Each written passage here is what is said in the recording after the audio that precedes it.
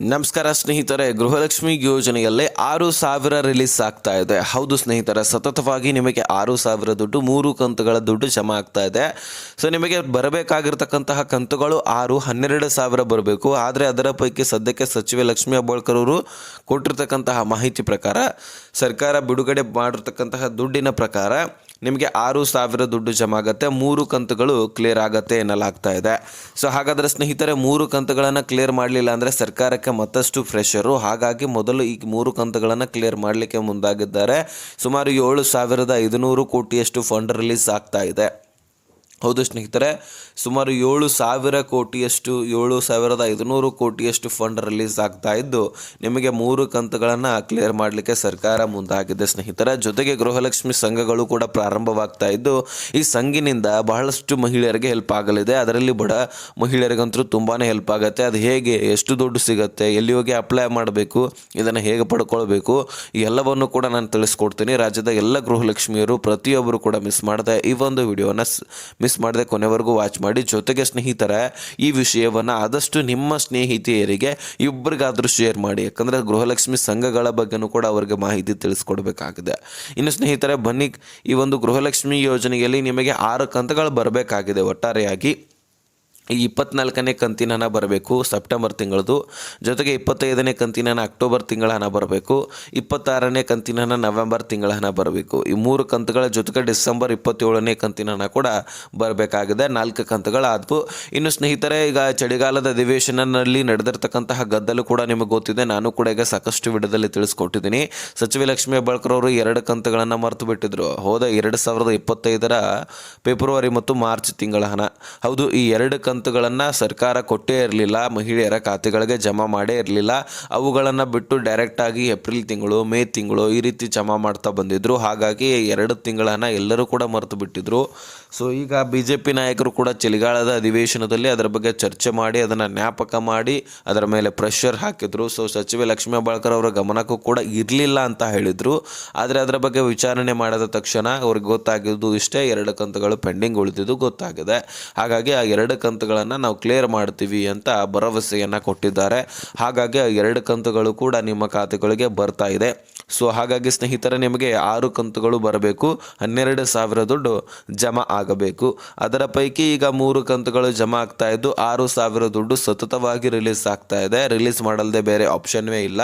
ಮತ್ತಷ್ಟು ಪ್ರೆಷರ್ ಬೀಳುತ್ತೆ. ಮತ್ತೆ BJP ನಾಯಕರ ಪ್ರೆಷರ್ ಜೊತೆಗೇ ಈ ಕಡೆ ಮಹಿಳೆಯರು ಕೂಡ ಆಕ್ರೋಶವನ್ನು ವ್ಯಕ್ತಪಡಿಸೋದು, ಪ್ರತಿಭಟನೆಯನ್ನು ಮಾಡಲಿಕ್ಕೆ ಪ್ರಾರಂಭಿಸಿದ್ರೆ ತಾನೇ ಸರ್ಕಾರ ಬಗ್ಗೆ ದುಡ್ಡನ್ನು ಹಾಕ್ತಾರೆ. ಸೊ ಸದ್ಯಕ್ಕೆ ಈಗ ಆಕ್ರೋಶ ವ್ಯಕ್ತದ ಮೇರೆಗೆ ಈಗ ಸದ್ಯಕ್ಕೆ 3 ಕಂತುಗಳು ಜಮಾ ಮಾಡ್ತಾ ಇದ್ದು 24ನೇ ಕಂತಿನ ಹಣ, 25ನೇ ಕಂತಿನ ಹಣ, ಜೊತೆಗೆ 26 ನವೆಂಬರ್ ತಿಂಗಳ ಹಣ, ಈ 3 ಕಂತುಗಳು ಮೊದಲು ಕ್ಲಿಯರ್ ಆಗಿಬಿಡುತ್ತೆ ಅಂತ ಸರ್ಕಾರ ಮಾಹಿತಿಯನ್ನು ಒದಗಿಸಿ ಕೊಟ್ಟಿರ್ತಕ್ಕಂಥದ್ದು. ಸೊ ಸ್ನೇಹಿತರೆ, ರಾಜ್ಯದ ಎಲ್ಲ ಗೃಹಲಕ್ಷ್ಮಿಯರಿಗೆ 6,000 ದುಡ್ಡು ಪ್ರತಿಯೊಬ್ಬರಿಗೂ ಕೂಡ ಬರ್ತಾ ಇದೆ. 7,500 ಕೋಟಿಯಲ್ಲಿ 2,500 ಕೋಟಿ 24ನೇ ಕಂತಿಗೆ ಜಮಾ ಆದರೆ 25ನೇ ಕಂತಿಗೆ 2,500 ಕೋಟಿ 5,000 ಕೋಟಿ ಕ್ಲಿಯರ್ ಆಯ್ತಲ್ವಾ. ಮತ್ತೆ 2,500 ಕೋಟಿ 26ನೇ ಕಂತಿಗಾಗಿ ಬೇಕಾಗುತ್ತೆ. ಹಾಗಾಗಿ 7,500 ಕೋಟಿಯಷ್ಟು ಫಂಡನ್ನು ರಿಲೀಸ್ ಮಾಡಿಕೊಂಡಾಗಿದೆ. ಸೊ ಹಾಗಾದರೆ ನಿಮ್ಮ ಅಕೌಂಟ್ಗಳನ್ನು ಕ್ಲಿಯರಿಟಿಯಾಗಿ ಇಟ್ಕೊಳ್ಳಿ. ಯಾಕಂದರೆ ಮುಂದಿನ ದಿನಗಳಲ್ಲಿ ಇನ್ನೂ ಹಲವಾರು ಕಂತುಗಳು ಬರಬೇಕಾಗಿದೆ. ಸುಮಾರು 40,000ವರೆಗೂ ಕೂಡ ದುಡ್ಡು ಜಮಾ ಆಗಲಿಕ್ಕೆ ಆಶ್ಚರ್ಯ ಏನು ಪಡ್ಕೊಳ್ಳುವಂತಿಲ್ಲ. ಸೊ ಹಾಗಾಗಿ ಒಂದು ಸ್ವಲ್ಪ ಲೇಟ್ ಆದರೂ ಸಹಿತ ದುಡ್ಡು ಕ್ಲಿಯರ್ ಆಗ್ತವೆ. ಹಾಗಾಗಿ ನಿಮ್ಮ ಅಕೌಂಟ್ಗಳನ್ನು ಕ್ಲಿಯರಾಗಿ ಇಟ್ಕೊಳ್ಳಿ. ಬಹಳಷ್ಟು ಜನರ ಅಕೌಂಟ್ಗಳು ಚಾಲ್ತಿಯಲ್ಲಿಲ್ಲ, ದುಡ್ಡನ್ನು ಹಾಕೋದು ತೆಗೆದು ಮಾಡೋದಿಲ್ಲ. ಹೀಗಾಗಿ ನಿಮ್ಮ ಅಕೌಂಟ್ಗಳಿಗೆ ದುಡ್ಡು ಹೋಗ್ಲಿಕ್ಕೆ ಆಗೋದಿಲ್ಲ. ಅದಕ್ಕೋಸ್ಕರ ನಿಮ್ಮ ಅಕೌಂಟ್ಗೆ KYC ಮಾಡಿಸ್ಕೊಂಡು ಅಕೌಂಟನ್ನು ಚಾಲ್ತಿಯಲ್ಲಿಟ್ಟರೆ ಡೆಫಿನೆಟ್ಲಿ ದುಡ್ಡು ಜಮಾ ಆಗುತ್ತೆ, ಡಿಲೇ ಆಗೋದಿಲ್ಲ. ಸೊ ಹಾಗಾಗಿ ನಿಮ್ಮ ಅಕೌಂಟನ್ನು ಚಾಲ್ತಿಯಲ್ಲಿಡಿ ಅಂತ ಸರ್ಕಾರವೇ ಸ್ವತಃ ತಿಳಿಸಿದೆ. ಅದೇ ರೀತಿಯಾಗಿ ಈಗ ಸರ್ಕಾರಿ ನೌಕರಸ್ಥರು ಯಾರ್ಯಾರು ರೇಷನ್ಸ್ ಕಾರ್ಡ್ಗಳಲ್ಲಿ ಇರುವಂತಹ ಸದಸ್ಯರು ಆಗಿರ್ತಾರೆ, ನೌಕರಿ ಹಿಡಿದಿರ್ತಾರೆ, ಅಂತಹ ರೇಷನ್ಸ್ ಕಾರ್ಡ್ಗಳು ಕೂಡ ಈಗ ರದ್ದಾಗ್ತಾ ಇದ್ದಾವೆ. ಹೀಗೆ ಹಲವಾರು ರೇಷನ್ಸ್ ಕಾರ್ಡ್ಗಳನ್ನು ಸಿಗ್ತವೆ. ಹಲವಾರು ರೇಷನ್ ಕಾರ್ಡ್ಗಳನ್ನು ಸರ್ಕಾರ ರದ್ದು ಮಾಡ್ತಾನೆ ಇರ್ತದೆ. ಹೊಸ ಹೊಸ ವ್ಯಾಪಾರಗಳನ್ನು ಕೂಡ ಸೃಷ್ಟಿ ಮಾಡ್ಕೊಂಡಿರ್ತಾರೆ. ಅದರಲ್ಲಿ GST payer, income tax payer, ಹೀಗೆ ಸಾಕಷ್ಟು ಜನ ಸಿಗ್ತಿರ್ತಾರೆ. ಅವರನ್ನು ಕೂಡ ರದ್ದು ಮಾಡ್ತಾರೆ. ಸರ್ಕಾರ ಅಂದರೆ ಈಗ ವ್ಯಾಪಾರದಲ್ಲಿ ಬೆಳವಣಿಗೆ ಆಗಬೇಕಂತ ಏನಿಲ್ವಲ್ಲ. ಸೊ ಖಂಡಿತವಾಗ್ಲೂ ಬೆಳವಣಿಗೆ ಆಗ್ತಾ ಇರತ್ತೆ. ಅಂಥವ್ರದ್ದು ಕೂಡ ಈಗ GST ಪೇರು, ಇನ್ಕಮ್ ಟ್ಯಾಕ್ಸ್ ಪೇರು ಈ ರೀತಿ ಬರ್ತಾ ಇರತ್ತೆ. ಸೊ ಹೀಗೆ ಅನೇಕ ರೇಷನ್ಸ್ ಕಾರ್ಡ್ಗಳನ್ನು ರದ್ದು ಮಾಡ್ತಾ ಇರತ್ತೆ. ಅದು ಬಿಡಿ. ಈಗ ಸ್ನೇಹಿತರೆ, ಗೃಹಲಕ್ಷ್ಮಿ ಸಂಘಗಳ ಬಗ್ಗೆ ನಾವು ತಿಳಿದುಕೊಳ್ಳೋಣ. ಯಾಕಂದರೆ ಗೃಹಲಕ್ಷ್ಮಿ ಸಂಘಗಳಿಂದ ಎಷ್ಟೊಂದು ಬೆನಿಫಿಟ್ ಸಿಗಲಿದೆ ಅಂದರೆ, ಈಗ ಯಾವುದೇ ಬ್ಯಾಂಕ್ನಲ್ಲಿ ಹೋದರೂ ಸಹಿತ ಎಷ್ಟೊಂದು ಕಡಿಮೆ ಬಡ್ಡಿ ದರದಲ್ಲಿ ಸಾಲ ಸಿಗೋದಿಲ್ಲ. ಯಾವುದೇ ಫೈನಾನ್ಸ್ಗಳಲ್ಲಿ ಹೋದರೂ ಸಹಿತ ಇಷ್ಟು ಕಡಿಮೆ ಬಡ್ಡಿ ದರದಲ್ಲಿ ಸಾಲ ಸಿಗೋದಿಲ್ಲ. ಮತ್ತು ಇನ್ನೊಂದು, ನೀವು ಸರ್ಕಾರಿ ಬ್ಯಾಂಕ್ಗಳಿಗೆ ಹೋಗೋದಾದರೆ ಬಡವರಿಗೆ ಸಾಲನೇ ಸಿಗೋದಿಲ್ಲ. ಯಾಕಂದರೆ ನಿಮ್ಮ ಪೇಮೆಂಟ್ ರಸೀಟ್ ತೋರಿಸಿ, ಅಂದರೆ ಸರ್ಕಾರಿ ನೌಕರಿ ಇದ್ದರೆ ಅಲ್ಲಿ ದುಡ್ಡನ್ನು ಹೆಚ್ಚಾಗಿ ಕೊಡ್ತಾರೆ, ಇಲ್ಲ ಬಡವರಿಗೆ ಹೆಚ್ಚಿನ ದುಡ್ಡು ಕೊಡೋದೇ ಇಲ್ಲ ಅಥವಾ ಕೊಡೋದೇ ಇಲ್ಲ, ಈ ರೀತಿ ಅಲ್ಲಿ ಇರುತ್ತೆ. ಈ ಕಡೆ ಪ್ರೈವೇಟ್ನಲ್ಲಿ ಕೊಡ್ತಾರೆ, ಆದರೆ ಸಿಕ್ಕಾಪಟ್ಟೆ ಬಡ್ಡಿ ಇರುತ್ತೆ. ಹೀಗಾಗಿ ಈಗ ಸಾಲ ಬೇಡುವವರು ಕೂಡ ಈಗ ತೊಂದರೆಗೀಡಾಗ್ತಾ ಇದ್ದಾರೆ. ಸಾಕಷ್ಟು ಕಡೆ ಸಾಲ ಮಾಡ್ಕೊಂಡು ಬಿಡ್ತಾರೆ, ಅದಕ್ಕೆ ಬಡ್ಡಿಗಿಂತ ಗಂಟಿಗಿಂತ ಬಡ್ಡಿನೇ ಹೆಚ್ಚಾಗಿಬಿಡುತ್ತೆ. ಹೀಗಾಗಿ ಅದನ್ನು ಕೂಡ ಕ್ಲಿಯರ್ ಮಾಡಲಿಕ್ಕೆ ಆಗೋದಿಲ್ಲ. ಸೊ ಈ ರೀತಿ ಬಹಳಷ್ಟು ಜನರನ್ನು ನಾವು ಕೂಡ ಕಣ್ಣಾರಲ್ಲಿ ನೋಡಿದ್ದೀವಿ. ಅದಕ್ಕೋಸ್ಕರ ಈಗ ಗೃಹಲಕ್ಷ್ಮಿ ಸಂಘಗಳು ಪ್ರಾರಂಭವಾದರೆ ಇದರಿಂದ ಮತ್ತಷ್ಟು ಬೆನಿಫಿಟ್ ಸಿಕ್ಕಂಗಾಗತ್ತೆ. ಅತಿ ಕಡಿಮೆ ಬಡ್ಡಿ ಇರುತ್ತೆ. ಇದರಿಂದ ಮಹಿಳೆಯರು ಕೂಡ ವಾಪಸ್ ಅದನ್ನು ಮರಳಿ ಸರ್ಕಾರಕ್ಕೆ ಕೊಡಬಹುದು. ಸರ್ಕಾರಕ್ಕೂ ಕೂಡ ಏನು ತೊಂದರೆ ಇಲ್ಲ, ಅದೇ ದುಡ್ಡನ್ನು ವಾಪಸ್ ಪಡ್ಕೊಳ್ಳುತ್ತೆ. ಹೀಗಾಗಿ ಸರ್ಕಾರಕ್ಕೂ ಕೂಡ ಲಾಸ್ ಆಗೋದಿಲ್ಲ. ಈಗ ಗ್ಯಾರಂಟಿ ಯೋಜನೆಗಳಲ್ಲಿ ಯಾವ ರೀತಿಯಾಗಿ ದುಡ್ಡನ್ನು ಹಾಕ್ತಾ ಇದ್ದಾರೆ, ಈ ದುಡ್ಡನ್ನು ಕೊಡಬೇಕಂದ್ರೆ ಬೆಲೆಗಳು ಏರಿಕೆ ಆಗಲೇಬೇಕು. ಹೀಗಾಗಿ ಬೆಲೆಗಳು ಏರಿಕೆ ಆಗಿದೆ, ನಮ್ಮಿಂದನೇ ತೆಗೆದುಕೊಂಡು ನಮಗೆ ಕೊಡ್ತಾ ಇದ್ದಾರೆ. ಇದು ಒಂದು ಕಡೆ ಆದರೆ ಈ ಗೃಹಲಕ್ಷ್ಮಿ ಸಂಘಗಳಲ್ಲಿ ಹಾಗಾಗ್ಲಿಕ್ಕೆ ಸಾಧ್ಯ ಇಲ್ಲ. ಯಾಕಂದರೆ ಗೃಹಲಕ್ಷ್ಮಿ ಸಂಘಗಳನ್ನು ಸರ್ಕಾರ ಕೊಡುತ್ತೆ ದುಡ್ಡಿಗೆ. 1 ಲಕ್ಷ ರೂಪಾಯಿ ಕೊಡ್ತಪ್ಪ ಅಂದರೆ ವಾರಕ್ಕೆ ಇಂತಿಷ್ಟು ಅಂತ ನೀವು ತುಂಬಬೇಕಂತ ಇರುತ್ತೆ. ಅದನ್ನು ನೀವು ಪ್ರತಿ ವಾರನೂ ಕೂಡ ಇಂತಿಷ್ಟು ಅಂತ ತುಂಬ್ತಾ ಹೋಗಬೇಕು. ಅದನ್ನು ನೀವು ಕ್ಲಿಯರ್ ಮಾಡಿದ್ದಾದರೆ ಮತ್ತೆ 2 ಲಕ್ಷ ರೂಪಾಯಿ ಕೊಡ್ತಾರೆ. ಹೀಗೆ ಹೆಚ್ಚಿನ ಸಾಲವನ್ನು ಕೊಡ್ತಾ ಹೋಗ್ತಾರೆ. ಆದರೆ ನೀವು ಕೂಡ ವಾಪಸ್ ಮರುಳಿ ಪಾವತಿ ಮಾಡಬೇಕು. ಅತಿ ಕಡಿಮೆ ಬಡ್ಡಿ ದರದಲ್ಲಿ ಸಾಲ ಇರುತ್ತೆ. ನಿಮಗೆ ಬಡ್ಡಿಯನ್ನು ವಿಧಿಸಿರ್ತಾರೆ.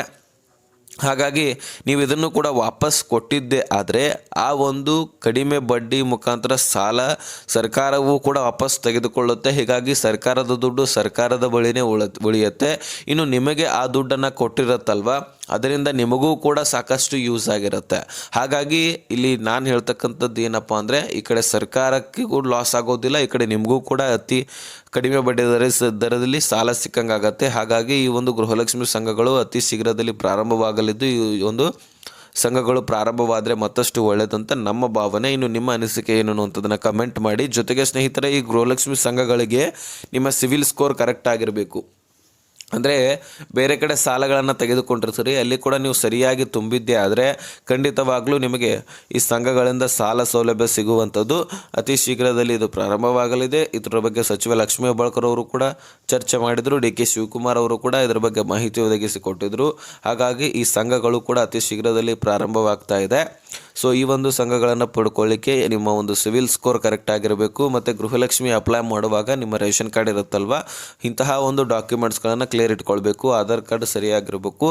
ಅದೇ ರೀತಿಯಾಗಿ ಅದಕ್ಕೆ ನಂಬರ್ ಕೂಡ ಲಿಂಕ್ ಆಗಿರಬೇಕು. ಇನ್ನು ಉಳಿದಂತಹ ಡಾಕ್ಯುಮೆಂಟ್ಸ್ ಹೆಚ್ಚುವರಿ ಸರ್ಕಾರವೇ ಹೇಳುತ್ತೆ. ತದನಂತರ ನಾನು ನಿಮಗೆ ತಿಳಿಸಿಕೊಡುವಂತಹ ಪ್ರಯತ್ನ ಮಾಡ್ತೀನಿ. ಸೊ ಅಲ್ಲಿ ಹೋಗಿ ಅಪ್ಲೈ ಮಾಡಬೇಕಂತೇನಿಲ್ಲ. ಸೊ ನಿಮ್ಮ ಒಂದು ಏರಿಯಾದಲ್ಲಿನೇ ಸಂಘಗಳು ಪ್ರಾರಂಭವಾದ ತಕ್ಷಣ ಅಲ್ಲೇ ನಿಮ್ಮ ಡಾಕ್ಯುಮೆಂಟ್ಸ್ಗಳು ಕಲೆಕ್ಟ್ ಮಾಡ್ಕೊಳ್ತಾರೆ. ಹಾಗಾಗಿ ನೀವು ಎಲ್ಲಿ ಹೋಗಿ ಅಪ್ಲಿಕೇಶನ್ ಹಾಕಬೇಕಂತ ಏನಿಲ್ಲ. ಇದು ಪ್ರಾರಂಭವಾದ ತಕ್ಷಣ ನಾನು ಮತ್ತೊಂದು ವಿಡಿಯೋದಲ್ಲಿ ನಿಮಗೆ ಮಾಹಿತಿಯನ್ನು ಒದಗಿಸಿ ಕೊಡ್ತೀನಿ ಕ್ಲಿಯರ್ ಆಗಿ. ಸೊ ಅಲ್ಲಿವರೆಗೂ ಕೂಡ ವೇಟ್ ಮಾಡಿ. ಈ ವಿಷಯವನ್ನು ಎಲ್ಲ ಗೃಹಲಕ್ಷ್ಮಿಯರಿಗೆ ಶೇರ್